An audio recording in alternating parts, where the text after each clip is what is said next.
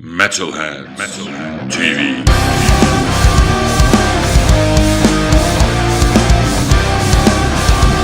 Hi everyone, it's Jörg from metal-heads.de. We are in Cologne and right next to me is Jonny from Nothing More. First, thanks for taking the time. So, how is touring going so far? Really good. We're all pretty tired though. We did about a 6-week U.S. tour, and then got about a week and a half off, and then went into about a 4-week European tour, and we have 2 shows left. So we're tired, but it's every night's been amazing. And tonight is sold out. And I read you're hitting the road again in 2018 in USA. Yep. We'll be doing a tour in the U.S. in February, and then in April, or actually before then, we're going to go to the Grammys, which is going to be awesome. We got 3 nominations, so we're blown away by that. And then we're going on a cruise ship called Shipwrocked. So we'll be on a cruise with a bunch of other bands like Alter Bridge and Beartooth and In This Moment. And then we'll do a tour, and then we'll do another tour with Papa Roach and Escape the Fate. And then after that, I think we'll be coming back to Europe. Yep, that was my next question. What was it like to be on tour and then hearing, 3 Grammy nominations, most nominated rock band this year, more than the Foo Fighters? Yeah, it caught us all by surprise. We thought maybe we'd get nominated for a Grammy sometime in the future. Didn't expect 3, so we're stoked. Definitely a little bit in shock still. It's crazy. But being life on the road is great. It's a mixture of feelings. I think it's more of a rush every night, but the thing that I do miss from being at home in the studio is kind of working on a project. I'm a little more project oriented, so being on the road, you're doing a lot more little tasks throughout the day, getting from point A to point B, getting your bags, getting your clothes washed, finding food, trying to find sleep, all that kind of stuff. And so there's something good about being on the road, and there's something good about being home. They're both just different. So, do you have real time on tour to do tourist things or anything like that? Sometimes it depends if we have an off day the next day, or if we happen to wake up earlier than usual before the club opens, and we'll go walk around or see something. Not maybe every 3 to 4 shows we'll go do something touristy. So here in Cologne, you really have to visit the cathedral, Kölner Dome. Oh. It's really big. I haven't seen it yet. It took a couple hundred years to build it. But Really? really, yeah, Wow. they're still working on it. It's probably going to be dark by the time I get out of here. Yeah. Can I see it in the dark? If it's dark? Yeah, Yeah. well, I think. Lights, maybe? I don't think so. Okay, had the Grammy nominations an immediate effect for you on tour, like more tickets sold or more interview requests? Yes. Being nominated has escalated a lot of things, from our relationship with promoters to getting shows to getting sponsorship stuff.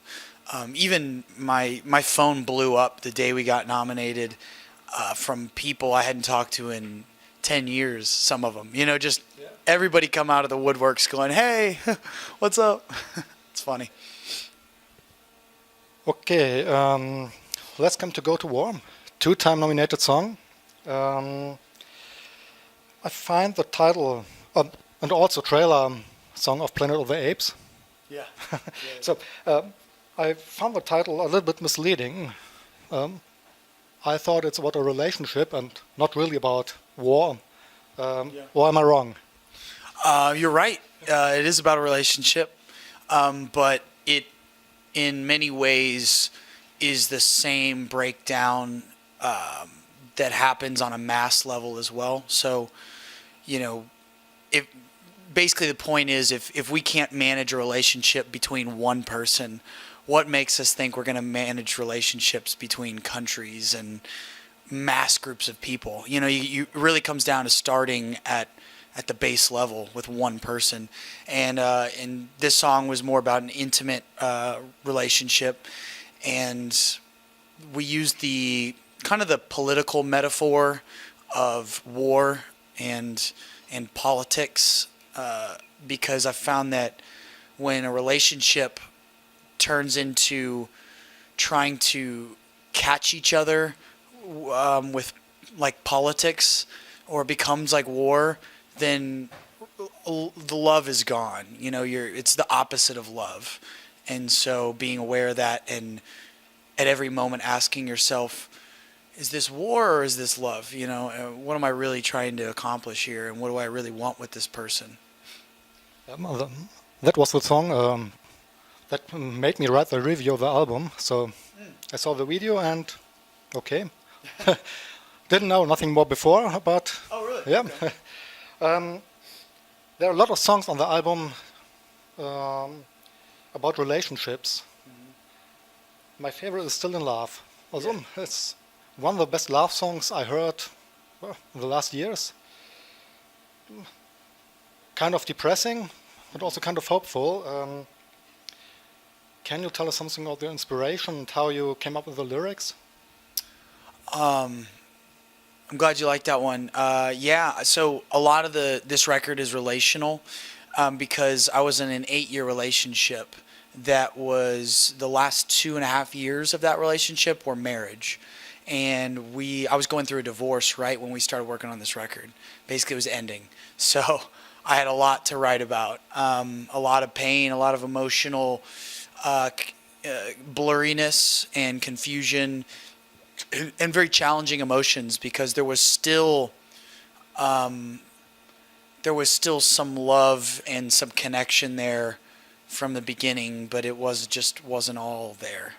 And so it was that I heard this quote that said, sometimes the hardest thing to do in life is knowing whether to walk away or to try harder. And so that was kind of the struggle that I was in most of the record. So you hear that in a lot of the songs. And Still in Love was written right when me and my ex separated. So I was still had feelings, but knew that it wasn't going to be good in the long term. We weren't good for each other, Okay, yeah, I can relate to that. So, my review in September I wrote, "The stories we tell ourselves is a good album, but won't be my favorite one." I must admit I was wrong. It grew stronger with each listening session, and Oh, good. now it is one of my favorite ones. All right, So, that's good. I really like the spoken word parts that connects the songs. What's the concept behind it, and why did you structure the album this way?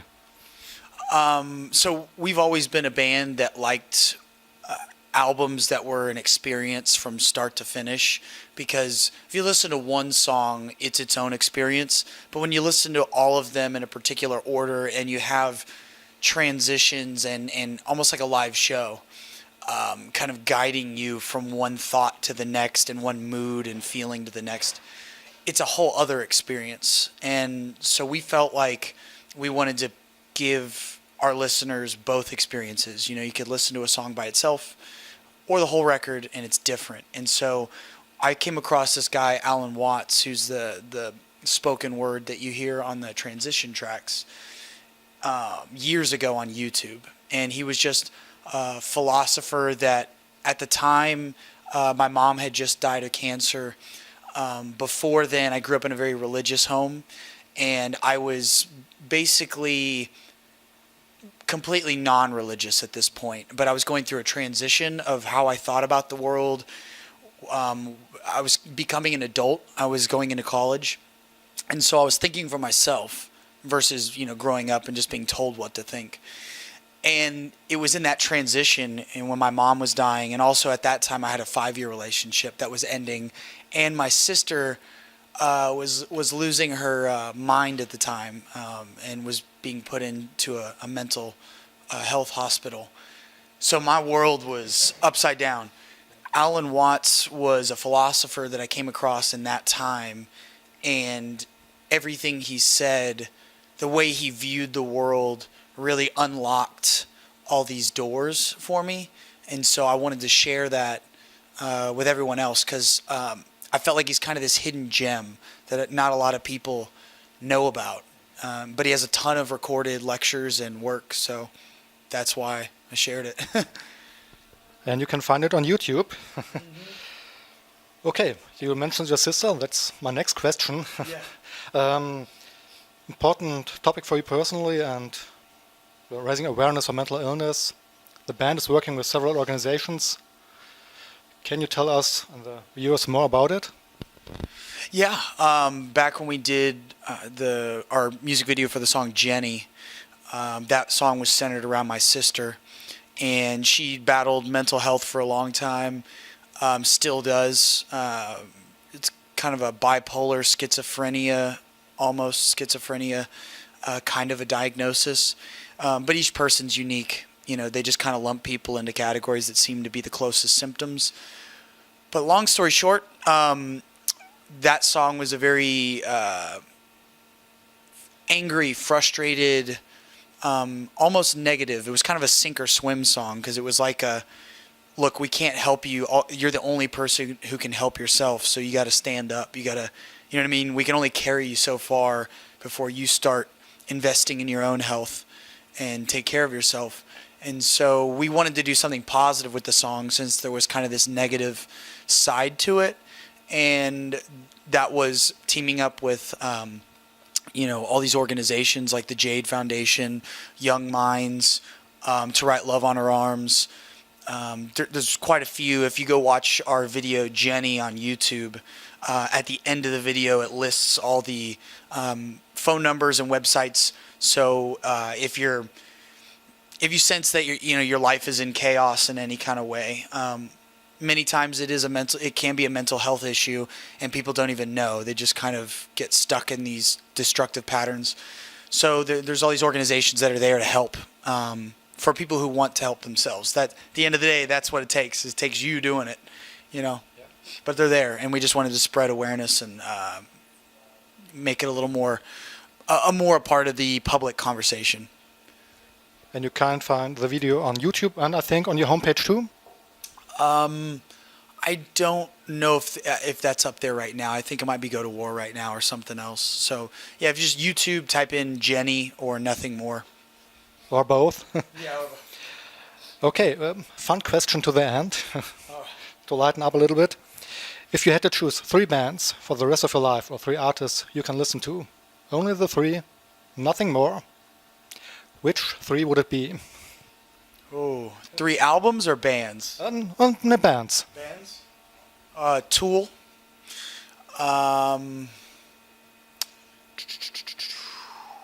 It's quite difficult.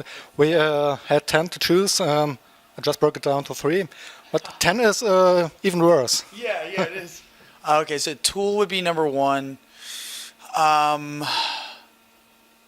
God, I listen to so many things. I actually, if I had to listen, so there's bands that I really like, and then there's bands that I really like listening to on repeat. It's like, how there's kind of a different quality.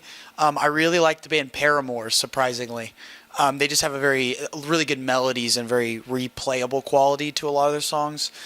So that'd be my second band, and my third would be. I gotta look at my music here. Hold up. I have to scroll. Monuments. It's a heavy band. For me, it's always The Doors first. Oh, all right. And then it's getting difficult. But yeah. It's always fun. The other guys talk about, and no, you can't choose this band. You have to choose this one. And okay, thank you for your time. And last word is always to the artist. So, last word, I guess a lot of people watching this will be out here in Europe. So hopefully we'll see you in the summer. We'll be coming back for a lot of the summer festivals, and I'm trying to think what else. Yeah, just check us out online and check out the music, and hopefully we'll see you in the summer. Buy the CD. Yes. Okay, thank you. Cheers. Thanks, man. Bye. Bye.